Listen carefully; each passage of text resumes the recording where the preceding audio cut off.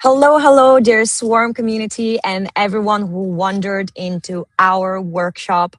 Uh, the hackathon season is on, building season is on, and we are seeing massive trends of everyone using artificial intelligence to enhance their workflows, to enhance what they're building. And with Swarm, we really wanted to take some time and utilize things that we've built in already. We wanted to showcase how you can utilize native decentralized data layer for your agent and how to make sure that you are the one in charge of what data access your agents have, right? So when it comes to privacy, we know that artificial intelligence is already here, but we want to make sure that we give the sovereignty and access to you as builders to decide what information your decentralized agents can access. So this is just one of the many workshops that we're doing this spring season to prepare you for the hackathons, to prepare you for building your ideas out. We had Swarm 101, which is uploaded to our YouTube channel as well. We're also going to have how to decentralize any front end, which is, again, one of my favorite things. You don't need to be even that technical to be able to decentralize your portfolio, perhaps even build your own streaming services and decentralize the front end.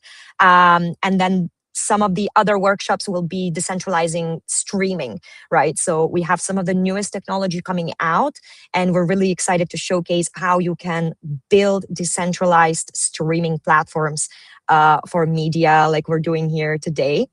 So without any further ado, I would love to bring on Andras, who is our great friend, dear friend from the Solarpunk team.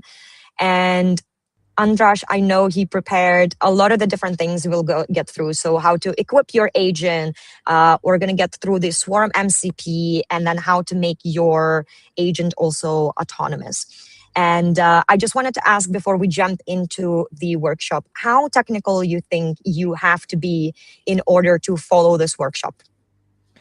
Hi, Miguel. Yeah, I think you don't need to be really technical because all the things that we'll be mentioning here, you kind of just like you can understand as a daily user of like AI chats, for example. But of course, like if you want to build something using Swarm, then some developer experience is always welcome. But the overall concepts are like understandable for everyone, and you can like kind of like inspired to maybe create things or come up with things like how to use Swarm and how to make good use of decentralized and private AI.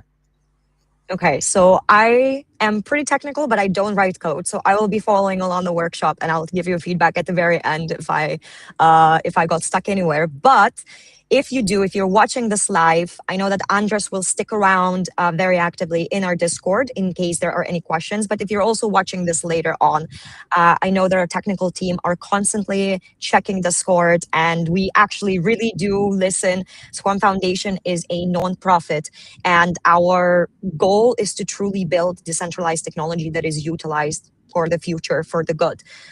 So our goal is really to equip you with the technology, give you all the right tools. So we are always looking for feedback. If something is not working, if something is breaking, Discord is one of the number one places to come in, and one of our developers will be there and will be able to answer you and give you some feedback there as well. Um, Okay, Andras, I think without any further ado, I want to give the floor fully to you. I'm going to be following the workshop, and then we will see each other at the very end to see if there's any questions. So indeed, guys, if you want something to be shown, answered, go a little bit more in detail with any specifications you're going to see, just let us know on YouTube, on Twitter, on Discord, and all of the different social realms, and we'll make sure to get to that at the very end. All right, Andras, the floor is yours. Thanks, Miguel. Yeah, so let's jump in.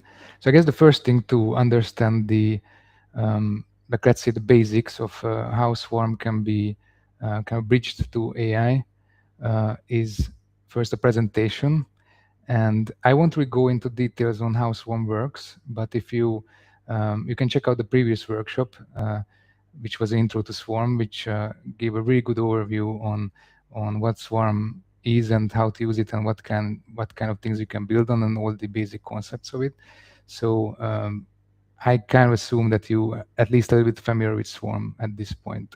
Also, I put that link to the workshop into the workshop guide for this workshop that will come to in a minute, but let's kind of give I will give you an overview of what Swarm MCP is, and also a little bit about the overall roadmap and vision for AI from the Swarm Foundation, and Swarpunk is an organization that helps to realize this. So what is the Swarm MCP? So it's a bridge to decentralized AI, and we will see what do we mean by that. So first of all, what is the MCP? So it's an abbreviation for Model Context Protocol. So it's a standard that originally Anthropic came up with, and then it received some adoption since then. And by now, a lot of organizations and companies have their own MCP servers, and to those they can provide a lot of their services in an accessible way to AI. And how it's achieved. So MCP is essentially like universal adapter for AI agents or LLMs in general, like LLM tool capable LLMs. So meaning that AI LLM models that can use tools, that they're capable of using tools. And MCP is essentially a standard of kind of like making available some tools that achieve a certain goal, and how they actually kind of how it's actually doing that. So there is a discovery part. So the MCP server is a special server, like a little service that can return a list of tools, and that's the first thing that we'll do. So an LLM will ask a list of tools that the MCP actually can perform, and that will be a list of tools that the LLM can perform with all the input parameters, essentially kind of like an interface of what are the parameters and inputs that are valid, and how you can call the tool and how you can use it. So there is also a description of the tools, so that can help the AI model to understand what the tool actually does and what is the expected output of a tool. And then based on this, it will be part of the AI context. So the AI model will be able to reason which tool is best for the task. So like imagine you're asking to maybe download something from Swarm, then it will reason and see that the download data is the best tool, and then it will execute it in the next phase, so the execution phase, where the actual tool is called on the MCP server with the right parameters. So as I mentioned, the parameters will be available at the model at this point, because the list of tools includes all the relevant context and parameter interface descriptions. So it will execute that chosen tool, in this case, the download data. Probably it will put an input, with the Swarm hash for the content address to retrieve that data, and it will execute it. So the MCP server, this little service that runs, will actually execute that. So it will talk to Swarm, in this case, download the data, and it will return it in response to the AI model, so the AI model can continue to put it into its output, so or use it in case of AI agents, maybe to use it for another next step in its workflow. So this is the MCP in a nutshell, but how it actually looks, like why it's suitable for Swarm and what the Swarm MCP actually achieves. So for example, a big problem nowadays that AI agents especially, but even if you just talk to a chatbot, there is some memory element to it. So more and more chatbots even kind of save some things about you, like about the context, like what is kind of makes sense to store to kind of reuse in the future. So to have a better context of when you're talking to your preferred chatbot, but especially in AI agent case. So when you're executing a big workflow, like let's say a very complex workflow, then memory becomes even more important. And of course, currently this memory is very centralized on the AI provider side. So most of them have some kind of capability to have some memory of your interactions, but most of them only store that in their own centralized infrastructure. And of course, that's not just a single point of failure, but it can be a privacy risk as well. So the solution, like Swarm, is kind of built for this. So because Swarm is essentially resilient and private, decentralized storage, and also censorship resistant. So you can be sure that your data will never get removed by any third party. So Swarm can really be used for this kind of memory as well. So actually, Swarm can be used for a lot of things, but this is something that Swarm kind of shines in. So this kind of private and resilient memory, and decentralized, so self-throwing as well. So that means that you are owning your data, and no one else can see it unless you are sharing that data, directly and very purposefully with someone else. And so we have to bridge Swarm and the AI. So the Swarm MCP essentially does that. So it handles all the kind of complexities that that when you're using Swarm, you have to be aware of some things and the context, like how to use post systems for data storage, and then by Swarm MCP describing this in the tool context and descriptions, and make it easier with input parameters, it's clear for the AI models, and even like very small AI models. So the high for understanding the MCP server tools and able to using them, it's very low. So it's not like you need a very huge model or like the latest models. You can use small models, including locally run models. So that's very important because, of course, that's a huge part in privacy. So you can do a closed loop where your AI model also runs locally or like totally under your control. So you can fully close this loop of using data from Swarm and keeping it private and making sure that all the inputs and outputs are kind of either on your machine or in a Swarm, so you have the full control and privacy over your data set. And how it works, so just this is the kind of easiest or like smallest example, but it can do much more than this. So but let's say we are just want to store any kind of data on Swarm and share it, let's say, with another agent, or let's say like two agents working together. Then the Swarm MCP agent A can upload something to Swarm. It will get a reference hash. So the reference hash is essentially a content address of that data on Swarm. So with that content address reference, you will always be able to retrieve that particular piece of data. And that can be encrypted, and then actually access control can be also put on that data. But just for this simple example, let's just say it's like a public data. So just want to share some piece of information between two agents. So you upload it. The agent will use the Swarm MCP, potentially running locally, to upload something to Swarm, and it will get the reference hash, and in some form it will share the reference with another agent. We're also working on some future solutions to be able to maybe share like references or data directly between two agents. But in this case, let's say they have some channel that they can share the reference through, and then the agent B can use that reference to again use its own Swarm MCP instance and then retrieve the data using the download tool. And then in this way, they essentially kind of established already a kind of communication, like sending data between each other, data that is essentially private.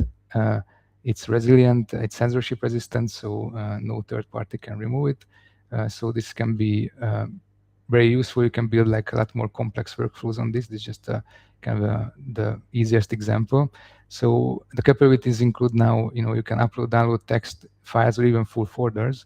So that's also something that it's really useful that you can share. You're not limited to small pieces of data, but you can even share like gigabytes of data if you choose.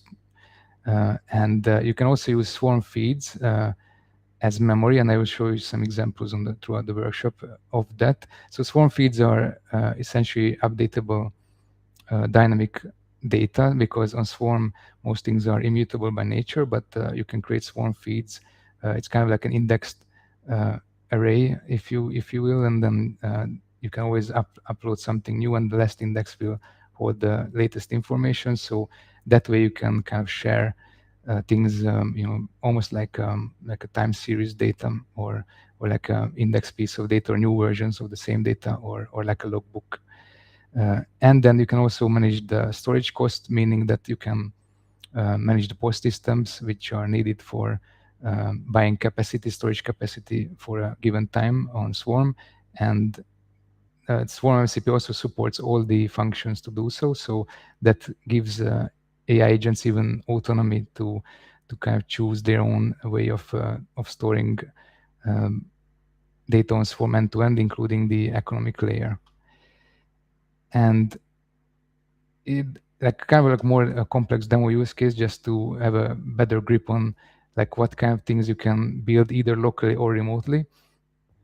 So the Swarm MCP itself, it can run as well locally, so like on STD-IO mode, and also remotely. So a lot of Swarm MCP, I mean, sorry, a lot of MCPs are from all kinds of companies are hosted somewhere, and they can be accessed, through HTTP, like streamed HTTP, and like Swarm MCP can also be utilized like that. So it's up to you.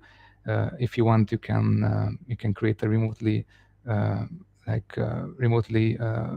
running MCP host that you can use from any other machine remotely, or better yet, you can run it locally and talk to your local AI directly. So in this example, for example, we are running local AI model, let's say with LM Studio, and this is a relatively small model. And then we're also running a Swarm MCP locally. So with the MCP client, which is like LM Studio's MCP capable, and a lot of clients are now MCP capable, and of course these applications will be more and more capable of using MCP as the adoption grows. And then you're running your MCP server locally, and then the AI model will be able to use that. And also you can run your local B node. So the B node is technically a part of the Swarm network, and that's how you can communicate with Swarm. And you can run your own B node, or you can also use a gateway. But in this instance, let's say, because for added privacy and best use of Swarm, you're running a local B node, and then the Swarm MCP locally directly talks to your B node. So the AI essentially locally directly talks to your B node, meaning the data will never leave your machine in one piece, but it will only leave your machine, going to Swarm in a chunked, like in small chunks and in an encrypted way potentially. So that the privacy is never compromised there, because you're only using Swarm, and Swarm is your only point of, when the data kind of gets out from the local system, and then Swarm, of course, will ensure it's private and content addressable. But on the other hand, if you're not all your workflow is like very privacy oriented, then you can also use it with a totally remote setup. So in the other side, we show that let's say you are using Cloud Desktop, so essentially the regular Cloud chatbot, and of course that's using Anthropic's own Cloud models throughout their own APIs. So that's like inference is also remote. And let's say maybe the Swarm MCP can be their local or even a remote service, and it can use a remote B node, in this case gateway. So the gateway is something like it makes it possible through an API to connect the Web2 world, let's say, with Swarm, as Swarm as in being the Web3 world. So you can also use gateways, and Swarm MCP is kind of agnostic how you are talking to the B node or gateway. The important thing is that the MCP is reaching Swarm in the end, and you can choose like which setup is best for you. So there are many ways that you can build up your system, like from the very local, very privacy oriented, to the kind of like more like deployed and easy to use or easier to adopt remote services with bigger remote AI models, for example. And we will show some examples actually on this workshop, so how this can work, especially this remote service one, because it's I mean, a kind of a mix of both worlds, because that's the probably easiest to set up in the first place. And also, like, what are our plans, just in a nutshell, with Swarm AI and the kind of container MCP.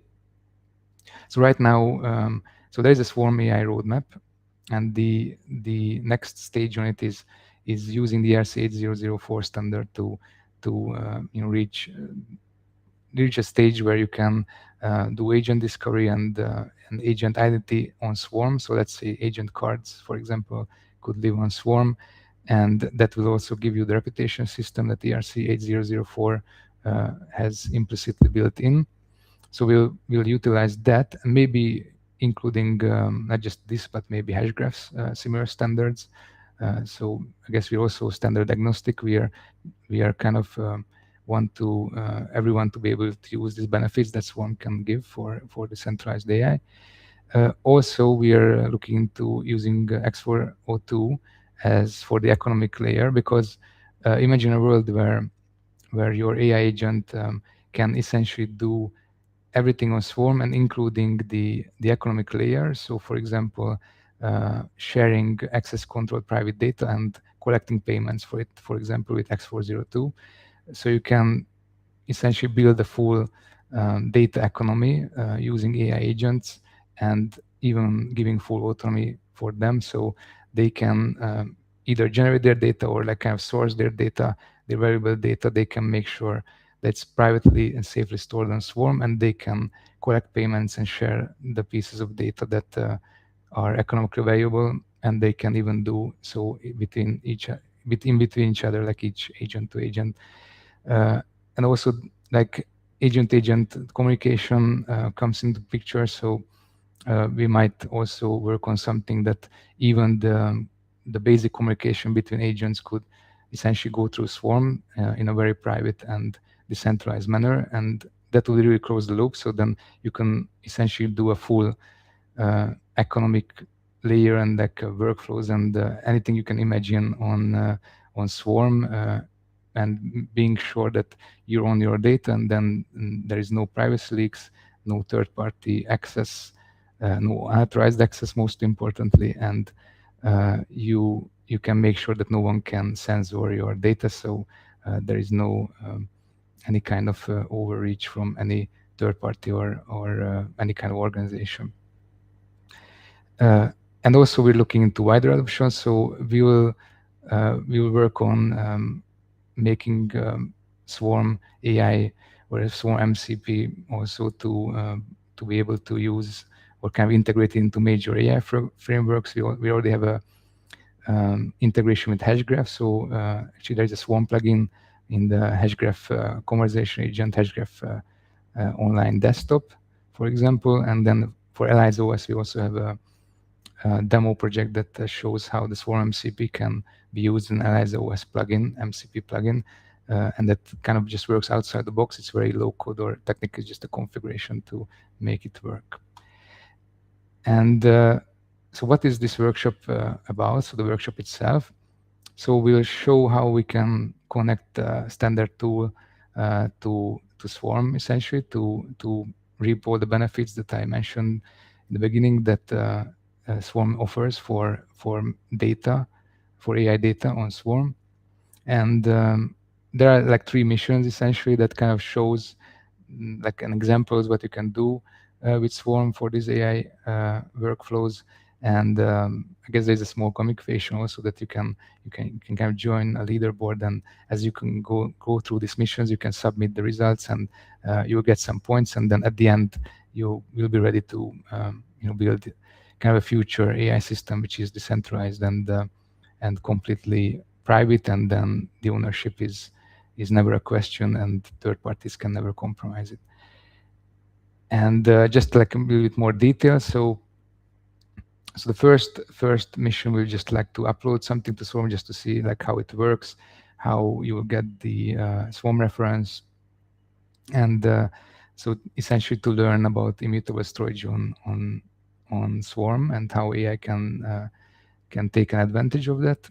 And the second one is more about the feeds. So as I mentioned, Swarm feeds are dynamically updatable data. So they are more like immutable version of data on Swarm. So you can create a feed and update a feed, because actually the third mission is already about that. So when we created the feed in a second mission, the third mission is about to show how we can update the feed.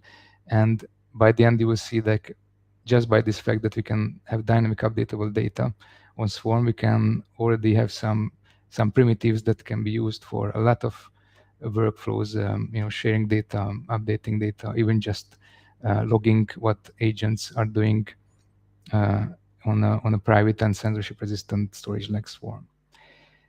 And yeah, for the pre-flight checklist, it's actually we don't really need any special things. So actually, I will show you Cloud Desktop, and Cloud Desktop is something that you can download from any app store or on Mac OS or Windows or even on mobile. So you can download from any app store, and it's free, so you can use it with a free account. But of course, it also works with any MCP capable clients, and especially like coding environments, so like Cursor, Windsurf, or Anti-Gravity, or even like just VS Code with the right plugins, you can set it up easily. I guess this is more like to show what it can do, but of course, when you create your actual maybe agentic workflows, then of course you can see what is the best way to connect the MCP to your agentic workflow. But this is the basics, so that's why I'm saying, like, for the beginning, that for Cloud Desktop you don't really need any kind of extra developer experience. If you used to talk to a chatbot and maybe do a configuration file, then it's easy to try it. Yeah, the only thing we will need is to be able to run a Node.js. So there's a Swarm MCP that we can just install from npm as an npm package, but also you can get the Swarm MCP from the Git repository and just build it yourself. That's also a completely viable way of doing it.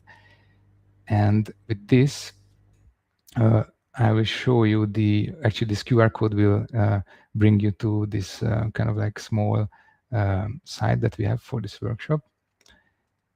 And this is it. So there's a guide here, and I guess I will zoom this a little bit.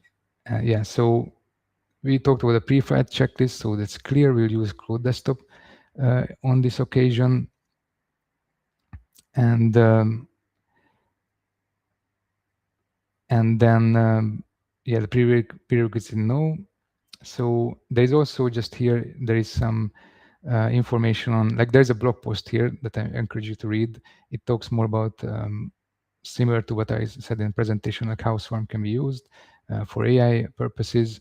And also, as I mentioned, there was a very good first workshop 2 weeks ago that we're talking about like introduction to Swarm and how can you use Swarm in general, what are the concepts to know about. So I will show you how the setup is done. There is some description here. So in this case, I will just show how to use it from the npm package. So this command I already ran. You can also just copy these commands, and then you can use them to to execute directly. You can also do this on, by the way, any platform. So this should be work on Windows, Linux, or actually any platform, any OS. It doesn't really matter, because as long as you can run a B node and you can run a B node on any OSs, then it will work. But for this particular workshop, you don't need to run your own B node. That's important. So we're using the gateway, and I will show you later what is the like how that works and why does that matter. Yeah, it's just something to be aware of. Like on Mac OS or some systems, you might need to use the chmod command to be able to execute this Swarm MCP, and you can make sure that it will run. So if you run into any problem, just run this command. Yeah, so the second option is to do it from a Git repo. So if you're a developer, maybe you prefer that. Also encourage you to check the repo out and the README on the Ethersphere Swarm MCP. You will find it. Yeah, so in this case, the only thing we will need is a feed private key. So what is a feed private key? Essentially, it's a key that allows you to make sure that only you can write your Swarm feed. So again, Swarm feed is essentially a primitive on Swarm that you can use for dynamically updatable data. So when you use this feed private key, then you can make sure that you are the only one who can write to this feed. Actually, you and then whoever you share with this private key with. But of course, if you don't share it with anyone, then you will be the only one who will be able to update this feed. And to get our key to use for the configuration, then we can just go here and click join. And I'll just give my name as András. I'll just say workshop. and the generate an identity. So you can see this is the private key which is generated, and of course we also have a kind of like a public key for this corresponding private key. So this is just to identify our kind of like identity at the moment. So this is the private key that we use. So I copy this, and let's get back to our guide. So now I have my private key, and the next step is, and by the way, that can be any private key. So even if you don't use this particular platform, like, to join and create the generate the private key, you can just generate your own and then just use it that way. So now that we have a private key, we'll have to do the configuration. And so how MCP servers usually work, the clients, you can give them a list of MCP servers, and the configuration is relatively simple. You can just kind of have to say like how to run the MCP server, how to start it, and then you can do some environment variables. And in this case, this is the only one that you will need, the private key that we just created on this platform, or you can generate your own. And in Cloud Desktop, I will show you now. I will open Cloud Desktop because that's our chosen platform. This is how you can kind of do, but I will show you like how it actually is being done. So I just open Cloud Desktop right now. So this is Cloud Desktop, and actually this is only the free version of Cloud Desktop. And you don't really need to set up a project. I just created a project here, so it will be more like clear of that how it will work for the workshop. But the only thing you will need is to go to the settings, to the developer settings more specifically, and you will see that I already have this, but for you it won't be here Swarm yet. But if you hit on the edit config, then it will open a file for you, and that file is essentially the config that Claude is using. So this is the file that you will open, and then you only need to copy this part as in the instruction in the guide. So this is like kind of the MCP servers will be there. You just copy his Swarm part, and then you just copy your private key that you want to use. And this is the only setup. The important thing to note here that after this, you will need to restart Cloud Desktop, because for some reason Cloud Desktop doesn't reload this data, but I'll just restart Cloud Desktop itself. And now that after opening up Cloud Desktop again, we will be technically fully equipped to use Swarm. And by the way, so the reason that we don't need a B node to access Swarm, because the Swarm MCP by default, we use the publicly available Swarm gateway. So as I mentioned, Swarm gateway is a Web2 way of an API that you can call on remotely to reach Swarm. But based on behind this gateway, the reason it's called gateway, behind this there's also a B node hosted by the Swarm Foundation. So it's just kind of an easier way to access Swarm. But of course, if you're a very privacy conscious developer, then probably you create your own setup, as just I showed in the presentation. So okay, I will restart Swarm. Cloud Desktop. Yes. So now if you open Cloud Desktop again, then we can see that the connectors will have Swarm. So Swarm MCP is now here, and then you can use all the tools. Just to double check again, if the private key is there, you can go back to settings, developer, and then see the Swarm will be here running, and you can see the advanced options, and the private key here is the environment variable.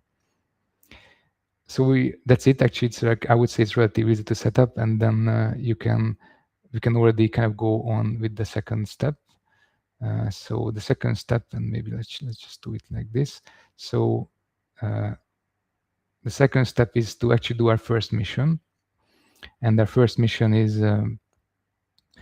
is to there is some prompt here which you can change if you want, but essentially it's just like to kind of create a short description of like data points, just to kind of like something that we can upload to Swarm. So in this particular prompt, we are expecting that the AI will create some text, and it will upload to Swarm, and it will get the Swarm reference. and with that Swarm reference being like as the content address of that data on Swarm, we will always be able to retrieve it. So let's just try this prompt now. So again, it's important, but it will be already there. The Swarm MCP is running, so the AI model will know that it can reach Swarm. And actually, at this point, all the tools are loaded into the AI model's context, so it will know about the tools that it can access. And actually, we don't even need to run a very high-end model. We can high code work as well.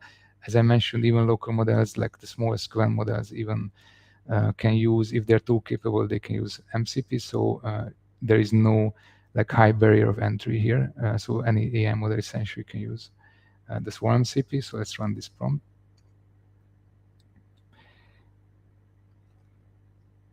And then what we'll see that, so the AI model realized that they need to use the upload data tool. And it's also created the data that we asked about. So I guess let's see once the request is done. So as you see that after it executed the upload data function, we already have this content address. So the data sits on Swarm. So what happened here actually? So this is the request. So this is the data which, based on our prompt, was generated. So this is the data directly what in this case Cloud Sonnet was generating, and then it's sent to the Swarm MCP as a request. So this is the actual request that went to the Swarm MCP running in the background, or on your machine in this case, on my machine, and the response is technically a Swarm hash. So we just get a Swarm hash, and actually by here we also get a link if you want to use directly gateway. So we can actually get this to. I guess I can show you. So if I copy this link, sorry. Yeah. So if you go here and I just open this up, you see it will download something, and something that is downloaded is the same text. So this is sitting on Swarm, and then this was downloaded from Swarm just now through the public gateway. And so with this we can always access Swarm, and I guess I can even show you here that get from Swarm, and you don't even have to be very specific. So what is happening now that we are downloading data from Swarm, so the same data which is now immutably on Swarm. So the AI model realized that it needs to use the download data function from the Swarm MCP, or download data tool, and it's downloading through the gateway, so the same gateway that actually I just showed you on the browser. And so this is the same text, and you can already imagine that you can already use this for any kind of data that you want to share, either between people or even like let's say some kind of data points or trading data or any kind of data which is useful, like a sensor data, but you want to share through Swarm, and you want to keep it private as well.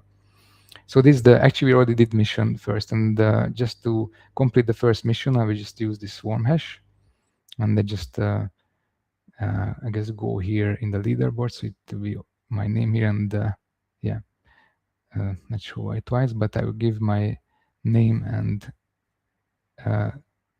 so the first mission is just accepting a hash, and it will just verify that it just verifies that your Swarm data is based on the hash you can retrieve it, so it's already there. So we just created our first mission. So see, that was easy. And so let's back to the and again, so what happened here, there's also a small description. So what happened here is that we upload data using a Swarm stamp. The reason that we didn't have to buy a Swarm stamp here is that the gateway has its own stamp. So it's something the Swarm Foundation maintains, and it has some free data storage up to a certain point. So it's just for demonstration purposes. In a real life scenario, let's say if you want to use private data with your own local B node, then you would purchase some stamp, and this Swarm MCP either automatically use that stamp, or you can even specify if you have multiple postage stamps, which stamp you want to use. So again, postage stamp is technically about buying the capacity, storage space, and for an exact amount of time on Swarm. So that's how the incentivization of Swarm works, and that's actually how it is ensured that your data will be definitely there on Swarm as long as the postage stamp is valid. So as long as that storage capacity and time is being paid for. So let's move on to the second mission. So in the second mission, we'll create a Swarm feed. So essentially, we call it logbook. So imagine that maybe you will you're logging some information periodically, or even just like how users are interacting with your AI agent, and maybe like just updating and storing information on Swarm for later processing purposes, or maybe for to monetize the data in the long term. So again, we'll use this prompt, and we'll just execute it in a new. So again, this will be just like kind of like just create like data log, like kind of like imagine the data log entry, and then it will create this agent log topic. So topic is something that you can essentially distinguish your feeds different purposes. So you can create different topics, meaning that the feed under that private key that we just added to the config, it can have multiple topics. So you can imagine as like tags, like a channel. So like a topic name will always have a kind of set of indexed data points that you can update. So in the same topic, you can update the same topic, and then you will always get the latest information as you're putting more and more information dynamically into the topic. So it's essentially it's like an indexed. You can imagine it as like indexed array that you always adding the next index, next data point on it, and you can always get the latest index, latest data point from your topic, from your feed. So let's launch this prompt.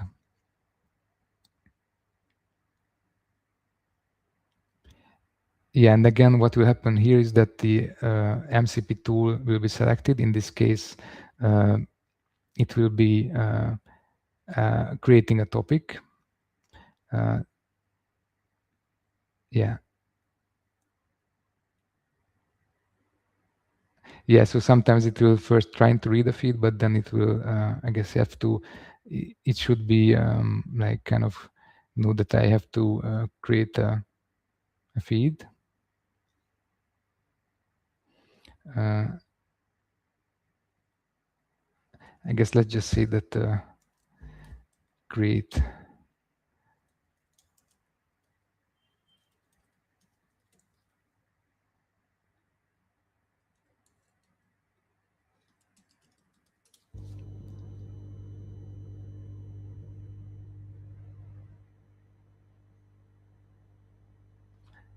Okay, so yeah, sometimes I guess you will have to like kind of be a little creative on how you prompt the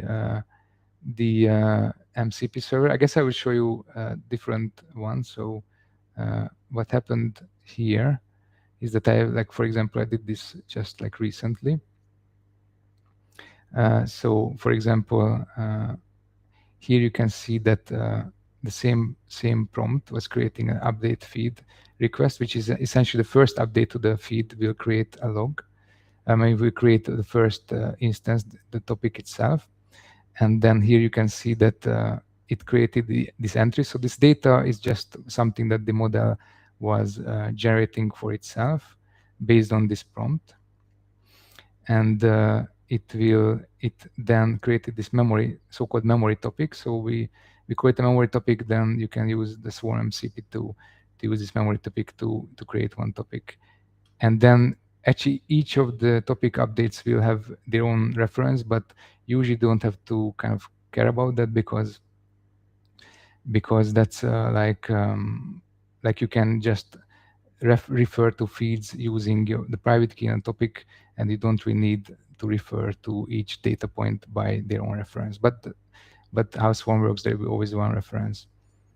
And So you can see that this has created a topic, and then this was first entry that we created a topic, and then uh, we have some details on it. And then, so this is the second mission, and then you can submit the essential topic name and the private key, which is already, I'll just show it for you.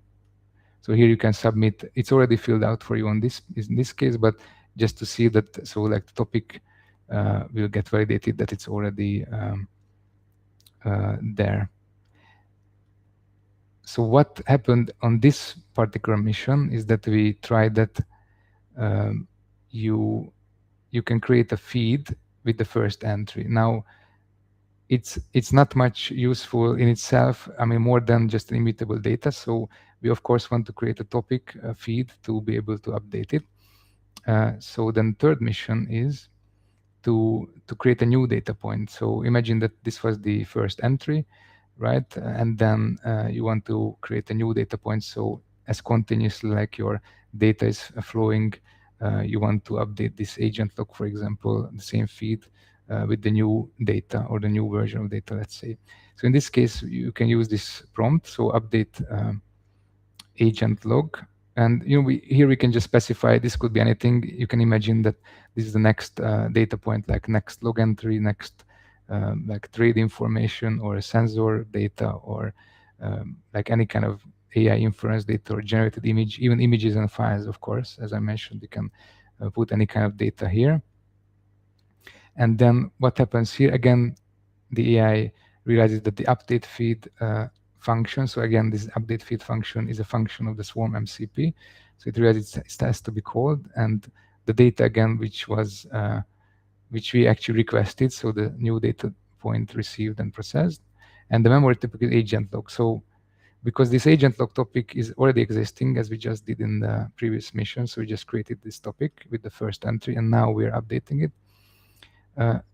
Because of this, the topic is already there, so we're updating it. So what Swarm MCP will do is, using your feed private key again, it will update the same feed and topic. So the next, so the next entry on the topic will be this data that we kind of wanted to be updated on the topic. And then at the end, again, it again has an entry reference, but more importantly, what happens now is your topic will have an updated information. So now if you're saying get latest information from a topic, and again, you can be very vague here. You can just say get latest from topic. And as long as the Swarm MCP is there, based on the context, the AI model should understand. And then it will again go to the tools, and it will realize that it will need to use the read feed tool from the Swarm MCP, and it will only need one parameter agent log, which is kind of figured out from the prompt and with the context that the agent log topic should be used, and then it will get the data. So in this case, of course, we know that this was the data that we updated, and then this is the latest data on the feed. So now you can already imagine that as long as you update the feed, you can create infinite number of data points. So this feed will handle like any number of data points or files or anything you want. And if you don't want to use feeds, of course, you can always just use the kind of like raw data and immutable data. So like maybe let's say you want to share specific data which is specific to that date, and then it's okay, it's immutable. Then you can also share data just kind of like uploading once and having it immutably on Swarm, and then just share the reference. And as long as that post system behind that data is valid, then the data will always be accessible. And of course, it can be encrypted as well. And in the future, MCP server will also support ACT, Access Control Try, which is a very cool feature of Swarm, which allows you to share information only with certain other parties. So in this case, public keys of Swarm nodes or Swarm IDs that you want to share the data with, and no one else will see. No one else even see that the data is existing on the network at that point. So this was the third mission, and then in the third mission, if you submit it here, it will just check if you updated the feed, kind of like confirming that the latest information is there, not the first entry, and then kind of just to show you how it works, how the feeds work.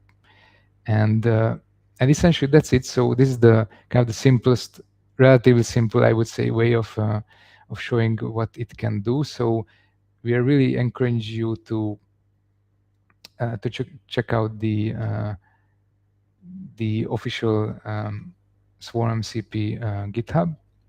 So here there are like very detailed information of what it can do, how it can be set up. But as I showed you, even you don't even need these, these specific parameters, only if you want to make sure that you have full control over how it's behaving or what post system it's using. Otherwise, it will just auto-assign post systems and use the gateway. If you want to use your own local node, you can always do that and just set this API URL. It can be a localhost, local running node, or it can be even remotely running node, whatever you want to kind of build with it.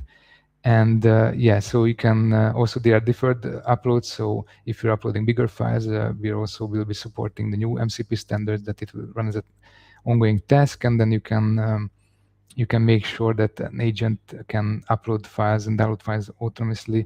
There'll be no timeouts because it will run as a long-running task on MCP. So the agent will know that it will have to wait for, let's say, 1 GB file to download, although it's relatively like fast. So Swarm has good capabilities to upload and download even larger files. So I encourage you to check this. There's also a docs folder here that even has some other information of how to set up the MCP clients, but also you can refer to the guide that I just showed you throughout the workshop. And yeah, that's it for the workshop. If you have questions, then you can always reach out on the Discord, but also to to Swarm Foundation or Solarpunk on other channels. And yeah, like I'm really hoping to see you like build like cool things, because we see for Swarm AI, this is just the beginning, we feel. So we are well equipped to kind of build out this whole ecosystem, as I mentioned, like agent discoverability, like paying, like getting payments for kind of monetizing your data or any kind of services and running privately on Swarm, at least the data layer. So it's important to know that Swarm is not a compute platform, but a data platform. So as long as you have any kind of data needs, it can run on a decentralized storage network, and you can make sure it's private and only accessible by the parties you actually want it to be accessed from. So yeah, that's it, and thanks for listening, and back to you, Miguel. Thanks, Andras. So I was able to follow everything. I think I got indeed most difficulty was to check how to engineer some of the prompts, and indeed find like the creative ways. So I might ask you afterwards for some advices on there as well. And just for the audience that are maybe joining us later on, um, the possibilities of building anything are really there. But could you give some very specific examples, like maybe something you don't have personally time to build, but you would love some people to be building right now? Yeah, so I think I guess the most powerful feature of Swarm is privacy. So I think we would really like to see like some local first AI. So even imagine, as AI models are being more and more capable, even like they are not so big. So like small, like on device models, for example, we can imagine like even processing your data or handling your data directly on device and only communicating through Swarm. So because also Swarm can, as we just demonstrated, Swarm can also run on a mobile device. So like let's say you have a or like a desktop device for sure, but even a mobile device, you can run a B node, and you can run a local AI model, and imagine that most any of your data can only go through like your kind of locally possessed device, and it will never leave your device in one piece or in an unencrypted way, and it will never touch actually the kind of the web to like big players. So it will be totally private, because Swarm will ensure that you're in control of data, you are the owner, and you have full self-sovereignty over data. So I think what we would like to see, and actually also look into it, for example, like maybe like even like some very private and sensitive data, like health data, for example, like maybe health data that you only discuss or share on your device, and or not necessarily just device, but actually Swarm, as I just showed, it can, as long as the data only goes through Swarm, even with remote services, if you trust those remote services, then you can share private data. So you can essentially create a workflow or a service where everything is provably private and verifiably private. So we can imagine like health data or like some very sensitive, like financial data or any kind of sensitive private data, essentially that local AI models can also access and process, or maybe even upload in a way that it's not compromising for you anymore, even though in Swarm like double protection, because Swarm of course is already private, but you can process data very privately and essentially like local first, and essentially the full, in the end, the point is that you have full control over everything, like how your data is handled, even through AI models. You don't have to rely on big players and be afraid that your AI, if your data will be used for AI training, or like they will be shared with other organizations or governments and third parties. So I think that's the most powerful thing. So, if let's pretend for a second, just to give some very specific ideas to people watching, let's pretend we're in a hackathon and we have a Mhm. couple of minutes to decide what product we will build. And let's say we're using this technology that you just taught people how to do it. What would be your number one little app product you would want to build with me? Right now, I would say anything to do with like private health data. So maybe Yeah. like a mental log, like kind of like like when you're doing some log, and maybe you're chatting like very privately with a local, with your local AI model, and to make sure that that's verifiably only you can access data, or if you want to share with a third party for any reason, medical or other reason, you can make sure Yeah. that you're the controller of the data. Yeah. Actually, now that you say that, I think I should reintegrate this into my Eat Global winning project. I made a privy cycle, which was decentralized but also private and very privacy first period Mhm. tracking app, because there's a lot of disinformation of how that health data is being used and sold for the companies. And then I all of a sudden found myself being targeted by very weird and odd medication. So I did a bit more investigation and I realized, oh, holy crap, like those companies are actually selling my data there. And that's where the idea Exactly. was born. But indeed, big challenge that we had is how do we automate it? How do we make it better for both like clients and the doctors? But then also how do we make sure that the data is secure and private? So actually makes sense that we could integrate swarms. Okay, I'll speak to the developers there as well, but here you go, just some of the few ideas, right, how you can very practically integrate swarm. um, all right, thank you so much, Andrash. I know you're going to stick around and you're going to keep an eye for any of the questions that people might have.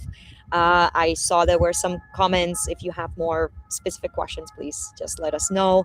uh, the invitation to our Discord channel. I think maybe we can put that up once more. And then I just wanted to say before I say goodbye, we have another workshop up and coming. It is on 5th of May, also at 2 p.m. Central European time. And this one is going to be really for like, even if you've never touched the code and terminal, this workshop is, I think, for you because you're going to be able to follow from uh, nothing to hero. And it is how to decentralize any front end, right? At ETH Prague, I will be giving a talk about decentralization theater. And my whole goal is to kind of pick a poke about ourselves that we, tend to do a lot of things in decentralization, yet a lot of our even front ends, like our own personal, but also our company's websites are just hosted at AWS, right? And we don't have to do that anymore. We have alternatives. And we're going to show to you that you're going to have no excuses anymore to have your front end centralized. So mark your calendars, May 5th. Aaron is going to be back again and is going to show to us everything from Beeport, desktop ad, really. So it's going to be from zero to hero. All right, Andras, thank you so much for for the hour that you spent with us, and thank you for our community, for developers joining, interacting, and learning more how to decentralize everything that you're doing and how to stay private and secure while doing so. So thank you so much, guys, and I will see you at next of our workshops or at ETH Prague. Take care, everyone. Thank you.